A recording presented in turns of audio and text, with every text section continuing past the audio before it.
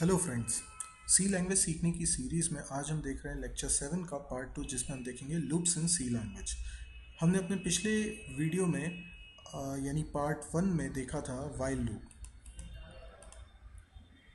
सी language आपको loop के लिए 3 तरीके देती है, while, do while and for.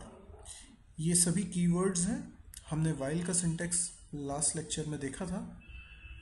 आज हम देखेंगे डू वाइल और फॉर, और साथ ही इन तीनों के बीच में कंपैरिजन भी करेंगे। तो आइए वही प्रोग्राम हम बनाते हैं जो पिछले वीडियो में हमने बनाया था। सबसे पहले देखिए, ये 3 अलग अलग वर्टिकल्स में मैंने एक ही प्रोग्राम को तीनों तरीके से बनाया है। यानी पहले प्रोग्राम में हम नाम प्रिंट करना चाहते हैं, जैसे मेरा नाम सौरभ है, सौरभ प्रिंट करना चाहते हैं 5 बार। इसके लिए मैंने वाइल लूप लगाया है। अगले एग्जाम्पल में मैंने इसमें डू वाइल लगाया है और उसके अगले एग्जाम्पल में मैंने फॉर लगाया है। तो वाइल का सिंटेक्स कैसा था ज़रा देखिए। वाइल कीवर्ड है जिसके आगे पैरेंथेसिस में हमें एक कंडीशन लिखनी होती है, जिसके बाद कोई सेमीकोलन हमने नहीं लगाया। ये करली ब्रैकेट से लेकर इस करली ब्रैकेट तक ये वाइल की बॉडी है, वाइल का ब्लॉक है। यानी जो कुछ भी इस करली ब्रैकेट के अंदर लिखा जाएगा वो रिपीट होगा। जो भी कोड यहाँ लिखा है वो बार बार एग्जीक्यूट होगा। कितनी बार एग्जीक्यूट होगा ये डिपेंड करता है हमारी कंडीशन पे। जैसे कि हमने कंडीशन लिखी है i <= 5। जब तक ये कंडीशन ट्रू रहेगी, यानी i एक वेरिएबल है जिसकी वैल्यू अगर 5 के बराबर या उससे छोटी है तो ये कंडीशन ट्रू है, और जब तक ये ट्रू रहेगी तब तक ये कोड एग्जीक्यूट होगा। अब एक बार इसके एग्जीक्यूशन कोड ड्राई रन करके समझते हैं। इनिशियली हमने यहाँ पर i नाम का वेरिएबल ना केवल बनाया, उसके अंदर हमने एक वैल्यू भी रखी, दैट इज़ 1। तो यहाँ पर हमने एक वैल्यू रख ली है, दैट इज़ 1। तो i में अभी 1 है। अब जब ये कंडीशन चेक होगी, क्योंकि सीक्वेंस में ही कोड चलता है, तो अब ये वाली लाइन चलेगी, कंडीशन चेक होगी। कंडीशन है i <= 5, यानी 1 <= 5, क्योंकि i की वैल्यू अभी 1 है, तो 1 <= 5 ट्रू है। इसलिए कंट्रोल वाइल की बॉडी में एंटर करेगा, और यहाँ जो प्रिंटफ लिखा है उसके कारण नाम स्क्रीन पे प्रिंट हो जाएगा। ये पहली बार नाम प्रिंट हुआ। अब i++ हमने लिखा है।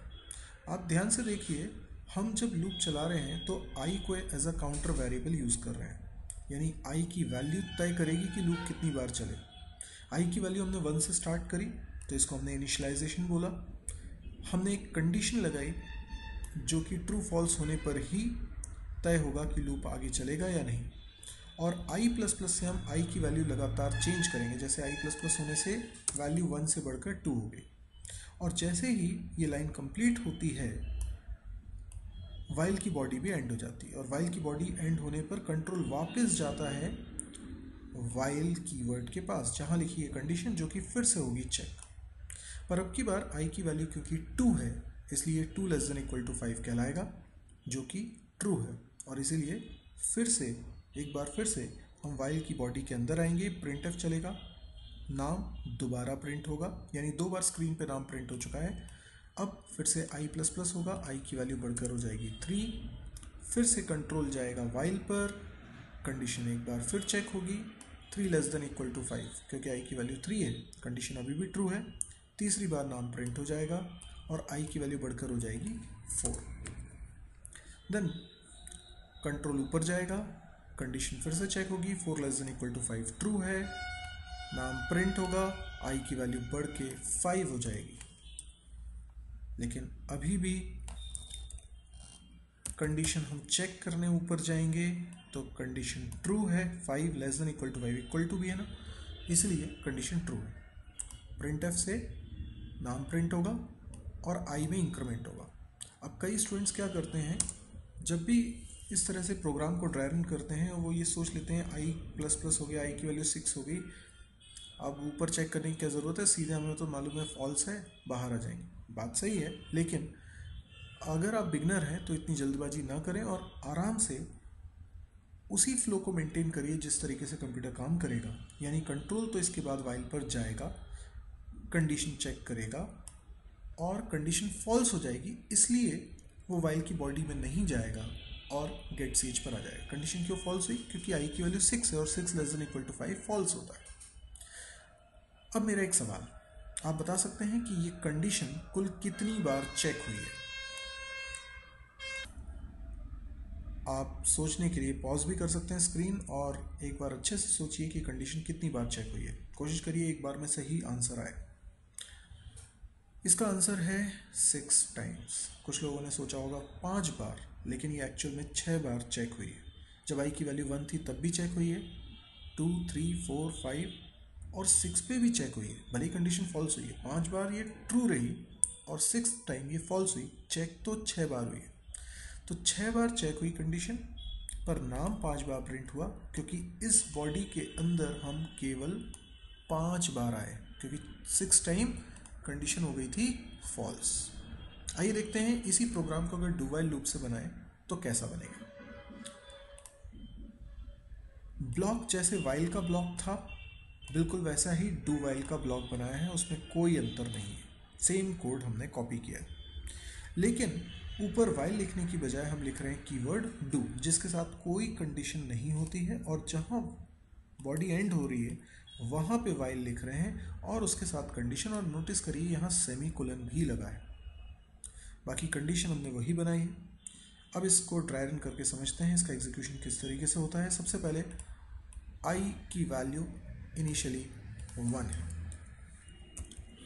तो लूप स्टार्ट करते हैं। डू, जैसे ही डू देखा कंपाइलर ने या एग्जीक्यूट करते वक्त, तो डू का काम क्या होता है, कंट्रोल को सीधे डू वाइल की बॉडी में भेज देता है, और जैसे ही अंदर आएगा प्रिंट एफ चलेगा। नाम प्रिंट हो गया पहली बार और आई की वैल्यू बढ़कर हो गई है 2।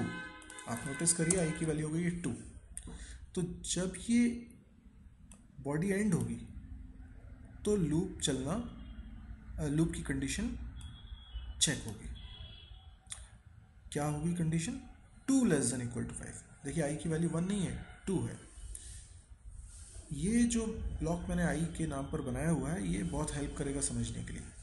तो क्योंकि आई की वैल्यू 2 है, कंडीशन अभी भी ट्रू है, और ट्रू है इसलिए डू पे कंट्रोल चला जाएगा और फिर से अंदर आएंगे, नाम प्रिंट होगा, आई की वैल्यू फिर से इंक्रीमेंट होगी और बढ़ के हो जाएगी 3।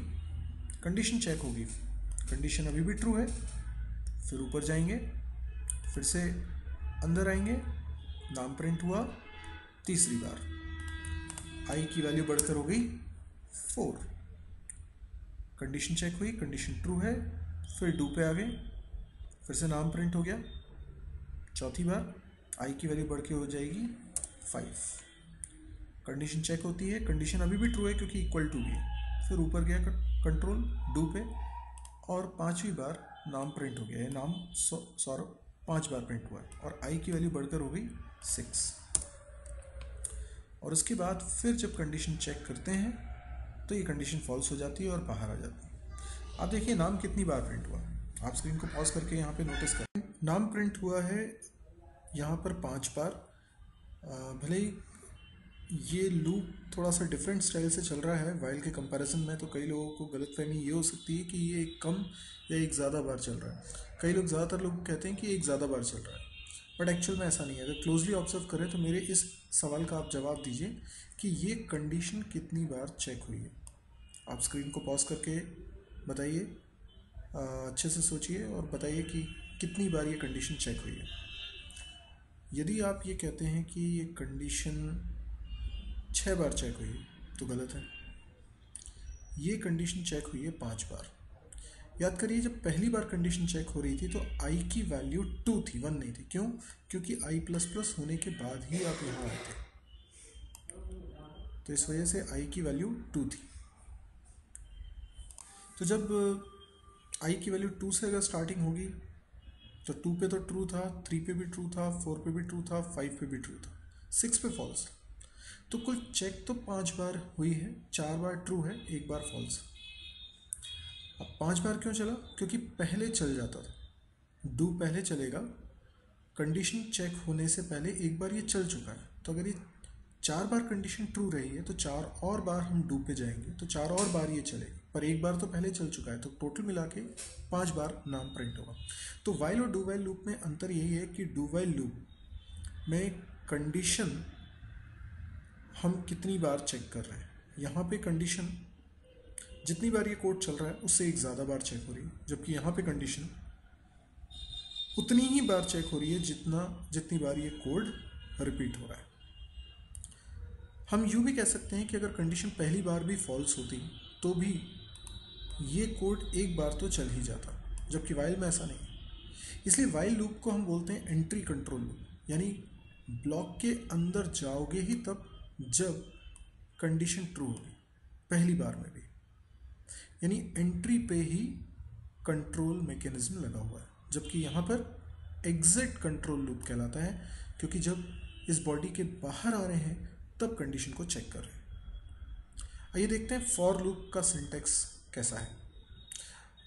ज़्यादा प्रोग्रामर को फॉर लूप इसलिए पसंद आता है क्योंकि किसी भी लूप को कंट्रोल करने के लिए इनिशियलाइजेशन, कंडीशन और फ्लो, ये तीनों काम यहाँ एक साथ किए जा सकते हैं, यानी एक ही जगह पर लिखा होता है, तो ये रीडेबिलिटी के लिहाज से काफ़ी अच्छा है।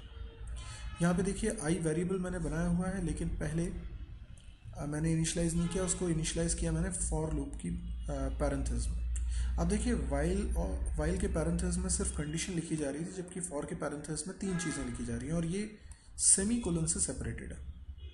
तो फॉर लूप में 2 सेमी कोलन लगाना ये कंपलसरी है, बाहर नहीं लगाना सेमी कोलन, ब्रैकेट के पैरेंथेसिस के अंदर। अब ये कैसे एग्जीक्यूट होता है? सबसे पहले वो पोर्शन चलता है जो सेमीकोलन के पहले वाले सेमीकोलन के पहले लिखा हुआ है। अगर आप 2 से ज़्यादा सेमीकोलन लगाएंगे तो भी एरर है, 2 से कम सेमीकोलन लगाएंगे तो भी एरर। तो जो कुछ भी आपने पहले वाले सेमीकोलन के पहले लिखा है, यानी पहले सेक्शन में लिखा है, वो पहले एग्जीक्यूट होगा और उसके चलते आई के अंदर वैल्यू आ जाएगी 1। अब आई की वैल्यू 1 है, इनिशियलाइजेशन हो चुका है। अब कंट्रोल जाएगा ये मिडिल वाले सेक्शन में, जहाँ पर i less than equal to 5 ये कंडीशन मानी जा रही है और इसको ट्रू फॉल्स में इवैल्यूएट कर रहा है। तो ये क्योंकि i की वैल्यू 1 है, कंडीशन ट्रू है। अच्छा, अब यहाँ पे कई स्टूडेंट्स मिस्टेक करते हैं, इसके बाद वो आगे चले जाते हैं, जबकि आगे नहीं जाना है। अगर ये कंडीशन ट्रू है तो कंट्रोल फॉर की बॉडी के अंदर आ जाएगा, यानी कंडीशन ट्रू है तो कंट्रोल फॉर की बॉडी के अंदर आएगा और ये प्रिंट चल जाएगा, नाम प्रिंट हो जाएगा। जैसे फॉर की बॉडी के एंड में पहुंचते हैं, कंट्रोल सीधे जंप करके जाएगा इस तीसरे सेक्शन पे। ये फ्लो चलेगा तो क्या होगा? ये फ्लो चलेगा तो आई की वैल्यू बढ़कर 2 हो जाएगी। आपने समझा किस तरीके से मूवमेंट हो रहा है कंट्रोल का। आई प्लस प्लस के बाद अब वापस से हम कंडीशन पे आ जाते हैं, यानी ये जो आई असाइन 1 है ये एक ही बार चलेगा। आई लेस देन इक्वल टू 5 ये चला, तो आई की वैल्यू 2 है इसलिए कंडीशन ट्रू है, फिर अंदर आ जाएंगे। उसके बाद फिर नाम प्रिंट करने के बाद आई प्लस प्लस पे आ जाएंगे, तो आई की वैल्यू फिर से बढ़कर 3 हो जाएगी। फिर कंडीशन चेक होगी, condition 3 less than equal to 5 true है, फिर अंदर आ जाएंगे, नाम प्रिंट हो जाएगा तीसरी बार, फिर आई में इंक्रीमेंट होगा, आई की वैल्यू 4 हो जाएगी, कंडीशन अभी भी ट्रू है, फिर नाम प्रिंट हो जाएगा चौथी बार, फिर आई प्लस प्लस होगा, आई की वैल्यू बढ़कर हो जाएगी 5, कंडीशन अभी भी ट्रू रहेगी, फिर 5वीं बार नाम प्रिंट होगा, देन आई प्लस प्लस पे जाएंगे, आई की वैल्यू बढ़कर हो जाएगी 6। तो आप देख सकते हैं कि लूप चलता तो वैसा ही है, बस कुछ छोटी छोटी बातों का ध्यान रखना है।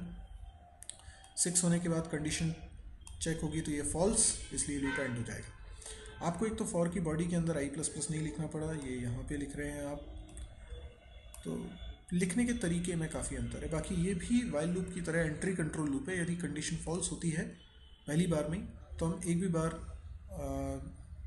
फॉर की बॉडी के अंदर नहीं आ पाएंगे। तो आई होप आपको तीनों में कंपैरिजन समझ में आया होगा। यदि आपको इससे रिलेटेड कुछ डाउट लगता है तो आप ज़रूर पूछिए। कई सारे रूल्स इनके रिगार्डिंग हो सकते हैं, कई सारे प्रोग्राम्स हमको बनाने पड़ेंगे प्रैक्टिस के लिए, तो मैं कोशिश करूँगा कि कुछ प्रोग्राम्स भी आपके साथ डिस्कस करूँ अपने नेक्स्ट वीडियोस में।